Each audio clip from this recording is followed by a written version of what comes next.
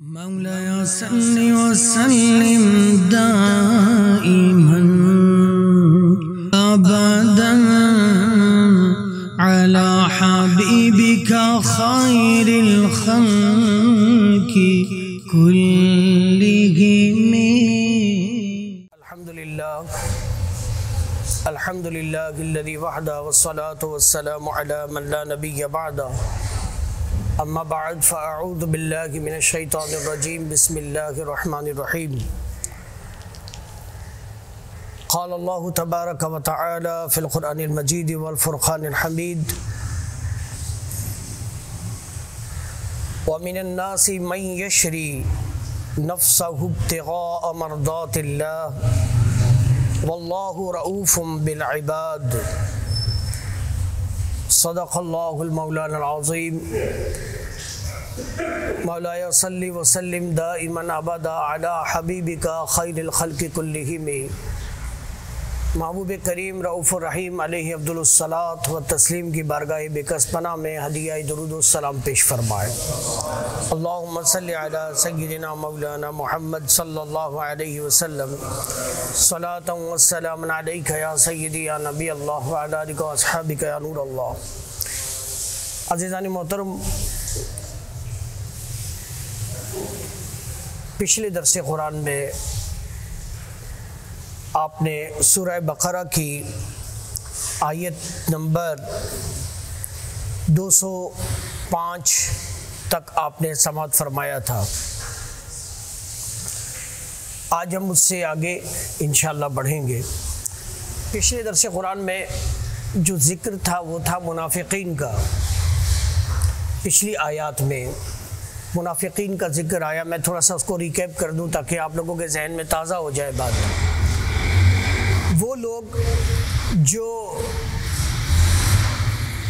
دین کا دعویٰ کرتے تھے مگر انہوں نے اپنے دین کو دنیا کے بدلے میں بیچ ڈالا، ان کا ذکر پچھلی آیات میں آیا ہے. نبی کریم صلی اللہ علیہ وسلم کی بارگاہ میں حاضر ہو کر اخنس بن شریق منافق کا ذکر آیا تھا، جو حضور علیہ السلام کو آ کر دے کر قسمیں دے کر اس بات کا یقین دلانے کی کوشش کرتا تھا کہ یا رسول اللہ ہم تو آپ سے محبت کرتے ہیں. ان کا سارا پول اللہ تعالیٰ نے کھول دیا. وَمِنَ النَّاسِ مَن يَشْرِي نَفْسَهُ. اور کوئی آدمی اپنی جان بیچتا ہے اللہ کی مرضی چاہنے میں، اور اللہ اپنے بندوں پر مہربان ہے. اب ذرا توجہ کریں الفاظ پر. اللہ تعالیٰ فرما رہا ہے کہ کوئی آدمی جو ہے وہ اپنی جان بیچتا ہے. کس کو؟ اپنا وجود بیچتا ہے. کس لیے بیچ رہا ہے؟ اللہ تعالیٰ فرماتا ہے اللہ تعالیٰ کی رضا چاہنے کے لیے، اللہ تعالیٰ کی مرضی چاہنے کے لیے. پچھلی آیات میں منافقین کا ذکر ہوا تھا نا، جو اپنے دین کو بیچ رہے تھے، جنہوں نے اپنا دین بیچ دیا دنیا کے لیے. اب اللہ تعالیٰ ان مجاہدین کا ذکر فرما رہا ہے، اپنے ان پیاروں کا ذکر فرما رہا ہے جنہوں نے اپنی جان کو بیچ دیا اللہ تعالیٰ کے لیے. انہوں نے دین بیچا دنیا حاصل کرنے کے لیے، اور ان حضرات نے دنیا کو بیچ دیا بلکہ اپنی ذات کو دنیا میں فروخت کر دیا. کس کے لیے؟ اللہ تعالیٰ کی رضا چاہنے کے لیے. اب اس کا بیک گراؤنڈ اور پس منظر کیا ہے وہ بڑا خوبصورت ہے. اس کا پس منظر یہ ہے کہ حضرت سیدنا عبداللہ ابن عباس رضی اللہ تعالیٰ عنہ اس آیت کے شان نزول میں فرماتے ہیں کہ یہ آیت جو ہے دراصل حضرت صہیب بن سنان، کون؟ حضرت، اپنے آپ کی زبان سے یہ الفاظ نکلیں گے نا انشاءاللہ اس کی بھی برکت ملے گی. حضرت صہیب بن سنان اور حضرت سیدنا عمار بن یاسر رضی اللہ عنہ، اور ان کی والدہ سمیہ یا سمیہ سین سے ہے، اور اسی طرح ان کے والد حضرت یاسر. ایک تو عمار خود ہے، پھر ان کے والد عمار بن یاسر، یعنی والد، بیٹا، بیوی، ماں، سب اس میں شامل ہیں. اچھا، اسی طرح حضرت بلال اور حضرت خباب، یہ تمام لوگ مکے سے ہجرت کر کے جب ہجرت کا حکم آیا کہ مسلمان ہجرت کر جائیں مکے سے، اور ان کافروں سے تنگ تھے مسلمان، بڑے ظلم و ستم تھے مشرکین مکہ کی وجہ سے، تو ان احباب نے ہجرت کی، باقی لوگوں نے بھی ہجرت کی، جس طرح ان لوگوں نے ہجرت کی وہاں سے، تو راستے میں ان کو قریش نے پکڑ لیا۔ وہ گھات لگا کے بیٹھے ہوئے تھے مسلمانوں کو مارنے کے لیے، بڑے ظلم و ستم کیے انہوں نے، ان کو پکڑ لیا۔ اب آپ ذرا غور کیجئے گا، ان کو پکڑ لیا، اب مشرکین نے ان کا گھیراؤ کیا، تو حضرت خباب اور حضرت ابو ذر بھی تھے ساتھ میں، اور بھی لوگ تھے، تو حضرت خباب اور ابو ذر جو ہے یہ بھاگ نکلے وہاں سے، انہوں نے اپنی جان بچا لی، وہاں سے نکل گئے یہ لوگ۔ حضرت یاسر جو ہے حضرت عمار رضی اللہ عنہ کے والد، ان کو قتل کر دیا گیا ان مشرکین نے، اور جو والدہ تھی، عورت تھی والدہ سمیہ یا سمیہ، ان کے ساتھ انہوں نے یہ کیا کہ ان کے ہاتھوں کو اور پاؤں کو اونٹ سے باندھ دیا، اور پھر اونٹوں کو بھگایا، اور ان کو بھی کیا کیا، شہید کر دیا۔ صرف یہی نہیں،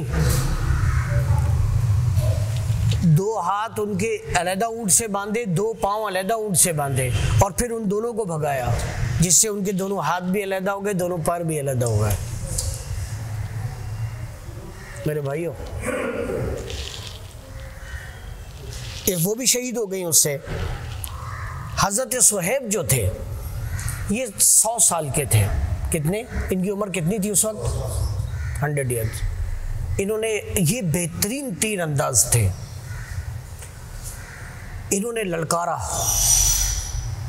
آپ کو پتہ ہے شیر کا بچہ شیر ہوتا ہے، سامنے بھی گبرو لوگ تھے، عرب لوگ تو لڑاکو تھے سارے، انہوں نے للکارا، انہوں نے کہا اے قریش،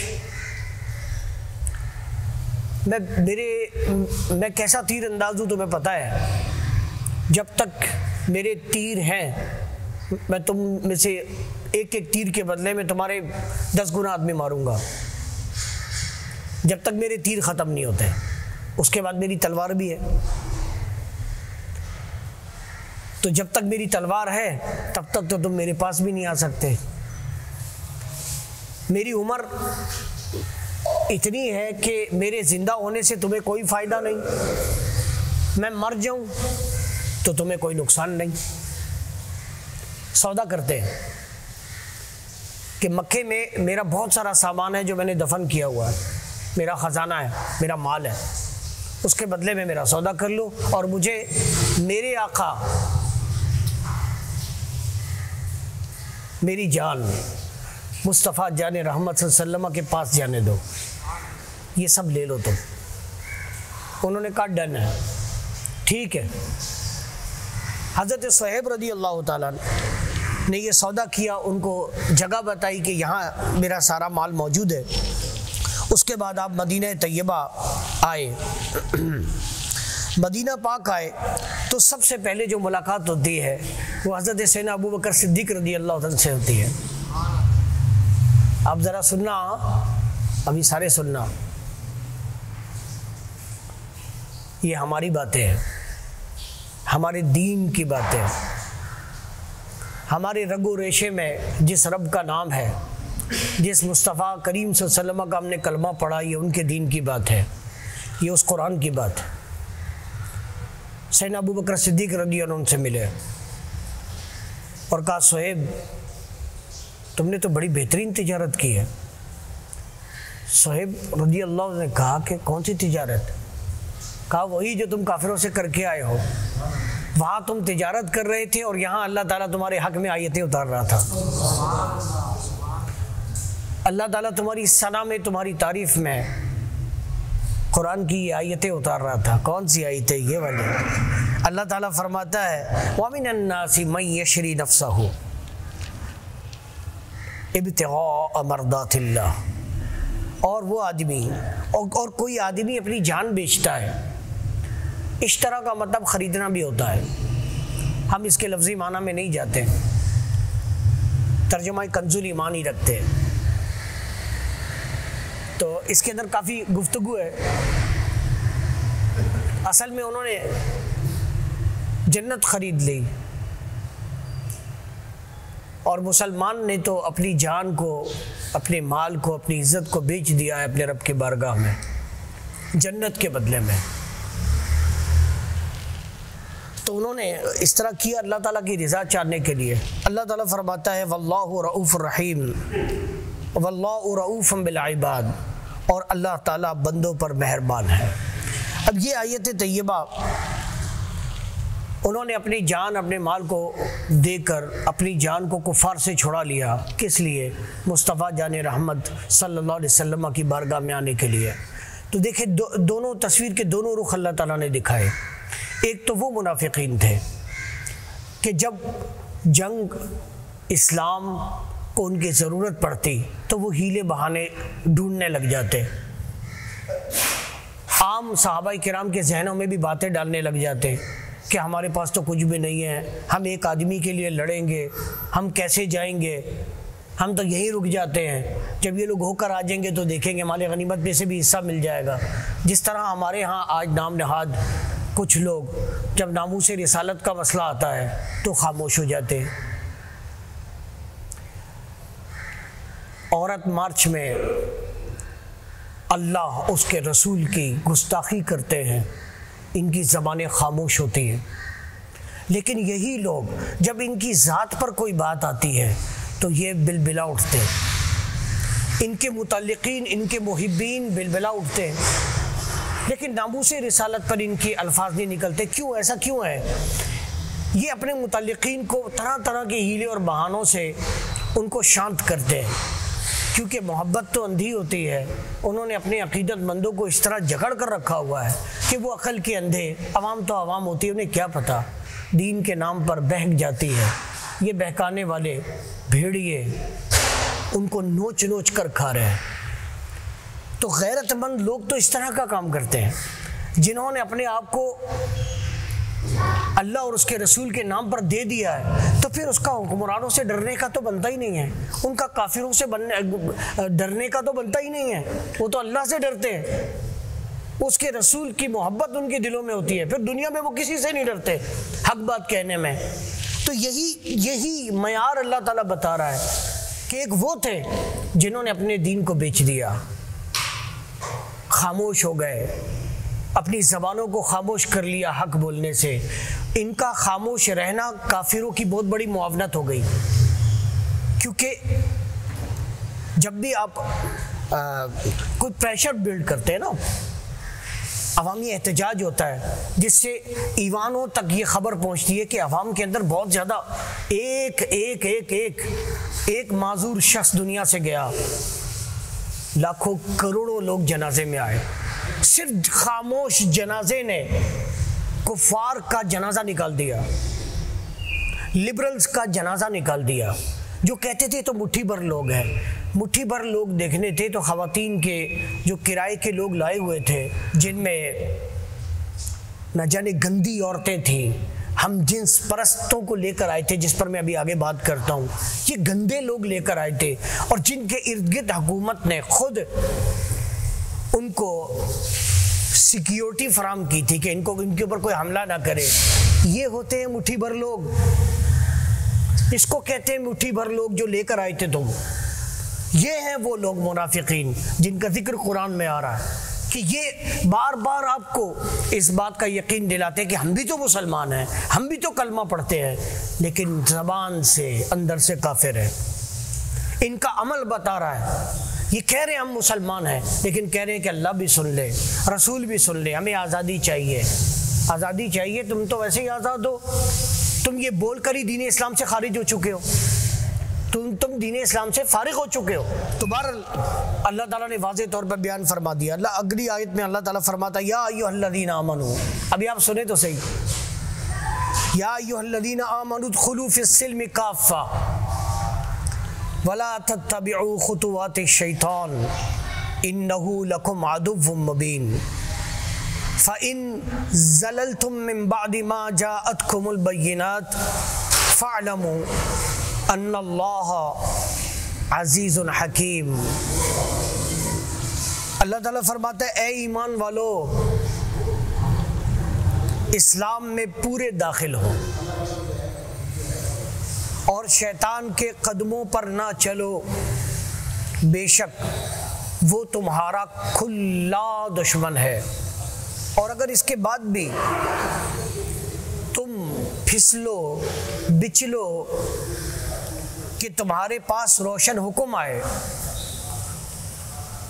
تو جان لو کہ اللہ زبردست حکمت والا ہے۔ سب سے پہلے آیت کا پس منظر دیکھیں۔ یہ آیت طیبہ حضرت سیدنا عبداللہ بن سلام رضی اللہ تعالیٰ عنہ اور آپ کے دیگر ساتھی جو تھے انہوں نے اسلام قبول کیا۔ یہ یہودی تھے پہلے، بہت بڑے جلیل القدر صحابہ میں سے ہیں، حضرت سیدنا عبداللہ بن سلام، اسی طرح حضرت سیدنا کعب احبار رضی اللہ تعالیٰ عنہ۔ سیدنا عبداللہ بن سلام رضی اللہ تعالیٰ عنہ اور دیگر ساتھی اسلام قبول کیا انہوں نے۔ اس کی جو انٹرپریٹیشن ہے اس کو ذرا پوری طریقے سے ذہن میں رکھیے گا، بیک گراؤنڈ اس کا پس منظر۔ اسلام قبول کیا انہوں نے، اسلام قبول کیا تو کچھ ایسی چیزیں جو یہودیت میں یہ کرتے تھے وہ انہوں نے اسلام میں بھی جاری رکھی۔ مثلاً سنیچر کو ہفتے کے دن جو ہے شکار جو ہے وہ منع تھا، حرام تھا، دین موسوی میں اس کا احترام کیا جاتا تھا، ایک بات۔ اچھا دوسرا یہ کہ اونٹ کا دودھ اور گوشت وہ نہیں کھاتے تھے، ٹھیک ہے، دو چیزیں ہو گئی۔ اب اسلام جب قبول کیا تو اسلام میں انہوں نے یہ سوچا کہ اسلام میں ہفتے کے دن شکار، انہوں نے شکار ہفتے کے دن اس کے ممانت رکھی، اپنے آپ پر پابندی رکھی، اونٹ کا دودھ اور گوشت بھی نہیں کھاتے تھے۔ ان کے ذہن میں کیا تھا، کس خیال کے تحت کہ اسلام میں جو ہے تو محض اس کی اجازت دی گئی ہے، یعنی کوئی پابندی تو ہے نہیں نا، آپ کھا سکتے ہو، لیکن اگر کوئی نہ کھائے تو اس میں کسی کو روک تو نہیں ہے کہ کوئی نہیں کھائے، اس میں کوئی رکاوٹ تو نہیں ہے۔ بھائی دودھ اگر کوئی نہیں پینا چاہتا تو ہم اس کو روک سکتے ہیں، نہ پیے وہ، اس کی مرضی۔ ہمارے یہاں بچے گھروں میں نخرے کرتے ہیں نا، سبزی نہیں کھاتے، ان کو گوشت چاہیے۔ بچوں کے نخرے آپ کے سامنے، آج کل تو بچوں کے نخرے تو آپ دیکھتے ہی ہیں کہ کس طرح کے ہیں، تو آپ ان کو یہ تو نہیں کہتے کچھ کہ تم یہ کھاؤ، نہیں کھاؤ گے تو تم مجرم ہو، ایسا تو نہیں ہے۔ تو انہوں نے کہا کہ کوئی ممانت تو ہے نہیں، لہٰذا ہم اس کو نہیں کھاتے۔ اب جب انہوں نے یہ سوچا تو میرے بھائیو ہے تو ٹھیک ہے یہ بات کہ وہ نہیں کر سکتے، نہیں کرنا چاہیں تو نہ کریں، اس میں کوئی ممانت نہیں تھی، لیکن پرابلم ایک جگہ پر آتی ہے، اس نقطے کو سمجھیے گا۔ جب یہ جو رکاوٹ تھی یہ کفر کو دیکھ کر اس کی رعایت کرتے ہوئے اپنے آپ کو روکنا تھا، یعنی دین موسوی میں منع تھا، اس لیے میں بھی مسلمان ہونے کے بعد اس کام کو نہیں کروں گا، کیونکہ یہ اس وقت وہاں بھی منع تھا، لہٰذا یہاں ممانت نہیں ہے، تو اگر میں اپنے آپ کو روک لیتا ہوں تو دین اسلام میں بھی مجرم نہیں ہوں۔ بھائی اگر کفر کی رعایت نہ کرتے، اس کو خیال میں رکھتے ہوئے تم اس سے نہ رکتے تو کوئی بات نہ تھی، لیکن تم نے اس کو ذہن میں رکھا ہے۔ اب اللہ تعالیٰ نے اس پر آیتیں اتاری، اور آیتیں اتار کر اللہ تعالیٰ نے فرمایا کہ اے ایمان والو اسلام میں پورے کے پورے داخل ہو، مکمل طور پر مسلمان بنو، کٹر مسلمان بنو، اپنے اس عمل میں کفر کی رعایت مت کرو، کافروں کی وجہ سے کوئی عمل مت چھوڑو کہ وہ لوگ کرتے ہیں اس لیے تم اس کو کرو، وہ لوگ منع کرتے ہیں تم لوگ اس کو منع کرو، تم اس سے رک جاؤ، ایسا نہیں ہو سکتا، بلکہ اللہ تعالیٰ فرما رہا ہے کہ اسلام میں پورے کے پورے داخل ہو جاؤ۔ یہ بات پورے بیک گراؤنڈ سمجھ میں آ گیا آپ کو اس کا۔ اب اللہ تعالیٰ فرماتا ہے وَلَا تَتَّبِعُوا خُطُوَاتِ الشَّيْطَانِ، اور شیطان کے قدموں پر، شیطان کے بہکاوے میں مت آؤ۔ انہ لکم عدو مبین، وہ تمہارا کھلا دشمن ہے، اس کی دشمنی ڈھکی چھپی نہیں ہے، بلکہ وہ تمہارا سب سے بڑا دشمن ہے۔ اللہ تعالیٰ فرما رہا ہے اے مسلمانوں یہ مت کرو کہ بعض چیزوں کو مان لو، بعض سے رک جاؤ، کہو کہ ٹھیک ہے اللہ غفور و رحیم ہے، وہ تو بخشنے والا ہے، جان بوجھ کر تم ایک جرم کر رہے ہو اور تم یہ سمجھتے ہو کہ یہ اللہ تعالیٰ کی نظر میں نہیں ہے۔ ایسا نہ کرو، ایسا نہیں چلے گا، بلکہ مکمل طور پر ظاہر اور باطن سے اسلام کو قبول کرو، اپنے ظاہر اور اپنے باطن سے، ظاہر میں بھی قبول کرو، دل سے بھی قبول کرو۔ تم اپنے آپ کو مسلمان کہتے ہو، تم دلی طور پر بھی اس کو قبول کرو۔ یہ جو تم کہہ رہے ہو، یہ جو تمہاری نوجوان نسل ہے جو کہ یونیورسٹیز اور کالجز میں پڑھ کر اپنے آپ کو ممی ڈیڈی کہلانا شروع کر دیا، جنہوں نے انگریزی زبان جنہوں نے سیکھ لی ہے اور سمجھتے ہیں کہ ہمارا لائف اسٹائل بہت زیادہ اونچا ہو گیا ہے، ہم تو بہت اچھے طریقے سے جیتے ہیں، یہ تو بیکورڈ ہے مسلمان۔ اللہ تعالیٰ ان کو فرما رہا ہے ہوش کے ناخن لو، یہ سب کچھ جو تم کر رہے ہو یہ کفار کی تعلیم پر کر رہے ہو۔ تمہیں امہات المومنین مومنات کے نام پتہ ہے؟ تمہیں ان کا کردار پتہ ہے؟ اللہ تعالیٰ فرما رہا ہے کہ ظاہر تو تمہارا مسلمانوں والا ہو گیا ہے، باطن کو بھی رکھو، پورے کا پورا اسلام کے اندر داخل ہو۔ یہ جو تم کہہ رہے ہو کہ ہم تو آزاد خیال ہیں، کس چیز سے آزاد ہو؟ کس چیز سے آزاد ہو؟ تمہارے خیالات کس چیز سے آزاد ہیں؟ وہ پابندیاں تو بتاؤ کہ جس سے تم آزادی کا اعلان کر رہے ہو۔ اگر تو تم قرآن سے، حدیث سے، رسولوں سے، اللہ کے قانون سے آزادی کی بات کرتے ہو تو تم دائرہ اسلام سے فارغ ہو۔ تم اللہ کی حدود سے نکلنے کی بات کرتے ہو تو تم اللہ کا انکار کر رہے ہو۔ بظاہر مسلمان ہو لیکن اندر سے تم کافر ہو چکے ہو، تم منکر ہو اللہ تعالیٰ کے۔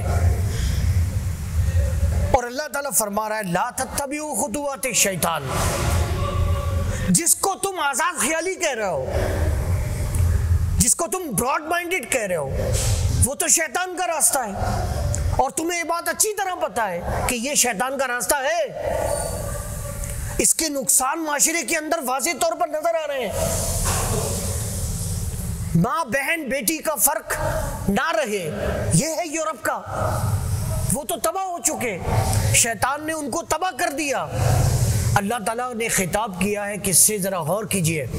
مفسرین فرماتے ہیں کہ اللہ تعالیٰ نے فرمایا یا ایھا الذین آمنوا، یعنی اے اہل ایمان۔ اللہ تعالیٰ نے یہ نہیں فرمایا اے دولت مندو، اے گھر بار کرنے والو، اے تاجرو۔ اللہ تعالیٰ نے دنیا کی کسی منصب سے نہیں پکارا، اللہ تعالیٰ نے فرمایا اے ایمان والو، کیونکہ ایمان انسان کی سب سے بڑی دولت ہے۔ ایمان انسان کے لیے سب سے بڑی دولت ہے، اور اسی ایمان کو تباہ کرنے کے لیے اس کا سب سے بڑا دشمن کون ہے؟ ابلیس، شیطان۔ دیکھیے شیطان نے یہود کو بھی تباہ کیا، شیطان نے نصارہ کو بھی تباہ کیا۔ ان کو تباہ و برباد کرنے کے بعد، بالکل ختم کرنے کے بعد، ان کی اخلاقیات، ان کے تمام تر مذہبی تمام چیزیں ان کی تباہ کرنے کے بعد، جو ہم پہلے سنتے بھی آئے ہیں، اب اس کے نزدیک سب سے بڑا دشمن کون ہے؟ مسلمان ہے۔ شیطان نہ جنات کا دشمن ہے، نہ فرشتوں کا اتنا دشمن ہے۔ شیطان انسان کا دشمن اس لیے سب سے زیادہ ہے کہ حضرت آدم علیہ السلام کی وجہ سے ہی وہ جنت سے نکالا گیا۔ تو ابلیس نے تو قسم اٹھائی ہے نا، قسم کھائی ہے اس نے کہ میں گمراہ کروں گا، تو لہٰذا اس نے ان کو تو گمراہ کیا۔ اب لے دیکھے جو دولت ایمانی ہے، سب سے قیمتی چیز، وہ کس کے پاس ہے؟ مسلمانوں کے پاس ہے، حضور کے امتیوں کے پاس ہے۔ ان کو تباہ کرنے کے لیے یہود و نصارہ بھی اس کے ساتھ ہے، پورا کفر ایک ساتھ ہے۔ اس کے ساتھ ساتھ یہ جو نام نہاد مسلمان ہیں، این جی اوز ہیں، وہ بھی ان کے ساتھ مل گئی ہیں، پورا پیسہ، میڈیا، سب کچھ ان کے ساتھ ہے، لگے ہوئے ہیں یہ لوگ۔ اچھا جب یہ لوگ لگے ہوئے ہیں تو اللہ تعالیٰ فرماتا ہے مسلمانوں کو فرماتا ہے کہ تم اے ایمان والو اپنے ایمان کو مضبوط رکھو، اسلام میں پورے داخل ہو۔ فَإِن زَلَلْتُم مِّن بَعْدِ مَا جَاءَتْكُمُ الْبَيِّنَاتُ، اب سنیں اللہ تعالیٰ فرماتا ہے اور اگر اس کے بعد بھی سارے دلائل قائم ہو چکے، سب کچھ تمہیں پتہ چل گیا، تمہیں پتہ ہے کہ اللہ تعالیٰ نے کس چیز کا حکم دیا ہے، تمہیں پتہ ہے کہ اللہ تعالیٰ نے تمہیں پردے کا حکم دیا ہے، تمہیں پتہ ہے کہ اللہ تعالیٰ نے تمہیں حیا کا حکم دیا ہے، تمہیں پتہ ہے کہ اللہ تعالیٰ نے نامحرم اور محرم کے درمیان ایک گیپ، ایک فاصلے کا حکم دیا ہے کہ تم وہ فاصلہ رکھو، تمہیں پتہ ہے کہ اللہ تعالیٰ نے تمہیں بے حیائی سے منع کیا ہے، تمہیں پتہ ہے کہ اللہ تعالیٰ نے تمہیں سود سے منع کیا ہے، تمہیں پتہ ہے کہ اللہ تعالیٰ نے تمہیں کن کن چیزوں سے منع کیا ہے۔ جب یہ پتہ ہے، تمہیں یقین ہے تمہیں اس بات کا، تمام چیزیں تمہیں پتہ ہے، تو اللہ تعالیٰ فرماتا ہے تمہارے پاس کھلی روشن نشانیاں آ گئی، وَاعْلَمُوا، تو پھر جان لو کہ ان اللہ عزیز الحکیم، تو جان لو کہ اللہ زبردست حکمت والا ہے۔ اب یہ بڑی خطرناک آیت ہے، اس میں 3 لوگوں سے خطاب ہو رہا ہے جو مفسرین نے اس کی تشریح کی ہے۔ اس کی تفسیر میں 3 باتیں آئی ہیں، یہ کلام 3 لوگوں کو جا رہا ہے۔ ایک تو کافروں کے پاس، یہود اور نصارہ، قیامت تک کے لوگوں کے لیے اور اس وقت کے لوگوں کے لیے۔ آج کے بھی یہودیوں کو یہ اور نصرانیوں کو یہ کہا جا رہا ہے کیا کہ اگر تم اتنی روشن دلیلیں، سب سے روشن دلیلیں کیا ہے؟ من البینات کا لفظ آیا، سب سے روشن دلیل کیا ہے؟ قرآن حکیم۔ سب سے روشن دلیل کیا ہے بولے؟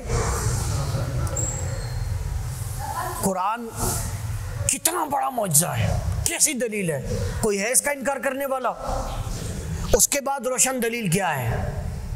خود ذات مصطفیٰ، حضور علیہ السلام کے معجزات، قرآن دین اسلام کی حقانیت پر عقلی اور نقلی دلائل، یہ سب کچھ موجود ہے، یہ ساری بینات تمہارے پاس آ چکی، اے یہود و نصارہ۔ پھر اے منافقین، اے منافقو، تم اندر سے بغض رکھتے ہو رسول کا اور تم اوپر سے اسلام کا اعلان کرتے ہو، تمہارے نزدیک رسول کی تعظیم شرک ہے اور تمہارے نزدیک یہود و نصارہ سے مدد مانگنا اس میں کوئی مذائقہ نہیں ہے، یہ منافقین نہیں ہے تو کیا ہے؟ پھر ایمان والوں سے کہا کہ تم تو مسلمان ہو، تم تو مومن ہو، تمہیں کہا جا رہا ہے کہ یہ ساری دلائل تمہارے سامنے موجود ہیں، اللہ نے تمہیں تمام نعمتیں عطا کر دی ہیں، تمہیں رسول کا دامن عطا کیا ہے، تم کہتے ہو کہ غلامی رسول میں بولے تم کہتے ہو، تو پھر کہاں چلے جاتے ہو تم جب رسول کی ناموس کا معاملہ آتا ہے؟ کہاں ہوتے ہو تم؟ کن بند کمروں میں ہوتے ہو تم؟ جب میرے رسول کی ناموس پر بات ہوتی ہے تم اپنی زبان سے ایک لفظ نہیں نکال سکتے، اس لیے کہ کافر پریشان ہوں گے، کافر تمہاری فنڈنگ بند کر دیں گے۔ تمہیں پتہ نہیں، تمہارے پاس یہ روشن دلائل نہیں آئے کہ میرے صدیق نے کیا کیا تھا، میرے عمر فاروق نے کیا کیا تھا، میرے عثمان غنی نے کیا کیا تھا، میرے علی المرتضیٰ نے کیا کیا تھا، میرے اولیاء نے کیا کیا تھا، میرے پیدا کیے ہوئے جانوروں نے کیا کیا تھا، وہ ناموس رسالت پر فدا ہو گئے۔ تمہیں نظر نہیں آتا ایمان والو، تم تو رسول کا کلمہ پڑھنے والے ہو، ارے تم تو رسول کا نام لینے والے ہو، پھر تمہاری اولاد کیوں بے دین ہوتی جا رہی ہے، کیوں ان کے عقیدے خراب ہوتے جا رہے ہیں، کیوں تم ان کو تعلیم سے، دینی تعلیم سے دور کر رہے ہو؟ اب اس میں یہ ساری باتیں آئی کیا؟ فَإِن زَلَلْتُمْ، اگر تم اس کے بعد بھی سلپ ہو جاؤ، پھسل جاؤ، تمہارے پاس روشن دلیلیں آ گئی ہیں، تو پھر جان لو، اللہ اکبر، تو پھر سنو ان اللہ عزیز الحکیم، اللہ تعالیٰ زبردست حکمت والا، کیا بولے زبردست. کیا؟ زبردست حکمت والا ہے. اللہ رب العزت فرما رہا ہے وقت مجھے بتائیے گا کیا ہوا. 25 منٹ ہوئے. اللہ تعالیٰ پھر زبردست حکمت والا ہے. وہ تمہیں چھوٹ دے گا اور وہ تمہیں پکڑے گا پھر. اور جب وہ پکڑے گا نا تمہیں، دیکھیے گا کہ جب بھی کسی جرم کے بعد غفور الرحیم کا لفظ آئے کہ واللہ غفور الرحیم، تو اس کا مطلب یہ ہوتا ہے یہ جرم قابل معافی ہے. اللہ تعالیٰ غفور الرحیم آگے فرما رہا ہے. یہ قرآن کا رمز ہے، یہ اس کا طریقہ ہے. اس کی نسوں کی اس کی نس جب چلتی ہے تو پھر پتہ چلتا ہے کلام سے. لیکن جب آ جائے نا کسی جرم کے بعد واللہ عزیز حکیم یا واللہ ذو انتقام، کہ اللہ تعالیٰ انتقام لینے والا ہے، تو اب اس کا مطلب یہ ہے، مفسرین فرماتے ہیں کہ یہ جرم ناقابل معافی ہے. اس پر سزا بڑی سخت ہوگی. اس پر سزا، یہ جرم جو ہے اب جو یہاں بیان ہوا ہے کہ سب کچھ جانتے بوجھتے ہوئے بھی اگر تمہیں سب کچھ پتا ہے، تمہیں پتا ہے یہ بے حیائی ہے، اندر تمہیں پتا ہے یہ بے حیائی ہے،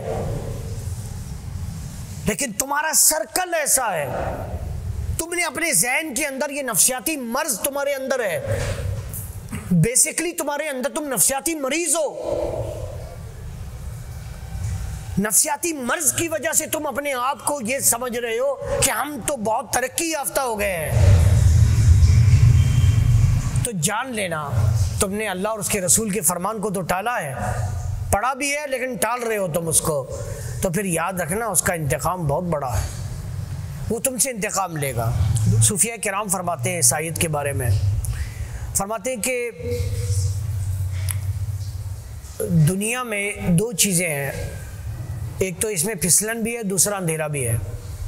اندھیرا یعنی گمراہیت، پھسلن یعنی یہی گناہوں میں پڑ جانا. اس میں پھسلن بھی ہے اور کیا ہے؟ گمراہی بھی ہے. اور جب کسی جگہ میں پھسلن ہو اور گمراہی بھی، یہ اندھیرا بھی ہو، تو پھر دو چیزوں کی ضرورت ہوتی ہے. ایک تو اس کو سہارے کے لیے کسی عصا کی ضرورت ہوگی، سٹک کی، پھسلن ہے. اور اندھیرے کے لیے اسے روشنی کی ضرورت پڑے گی، اجالے کی. تو کہا اس دنیا کے اندر پھسلن بھی ہے، اندھیرا بھی ہے. تو پھسلن کو دور کرنے کے لیے آپ کو شریعت مصطفی کا، پھسلن سے بچنے کے لیے آپ کو شریعت مصطفی کا عصا چاہیے. کیا چاہیے؟ شریعت مصطفی کا عصا چاہیے. اور اندھیرے کو دور کرنے کے لیے آپ کو عشق مصطفیٰ چاہیے. شریعت مصطفی اور عشق مصطفی، یہ دونوں چیزیں آپ کو اس راہ میں چاہیے. جس کے پاس یہ دونوں چیزیں ہیں وہ کامیابی سے اپنے سفر کو کر لے گا. جس کے پاس یہ دونوں چیزیں نہیں ہیں وہ تباہ و برباد ہو جائے گا. اللہ تعالیٰ اپنے حبیب صلی اللہ علیہ وسلم کی طفیل ہم سب پر رحم اور کرم فرمائے.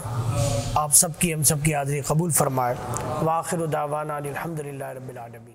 مولاي صل وسلم دائما أبدا على حبيبك خير الخلق كلهم.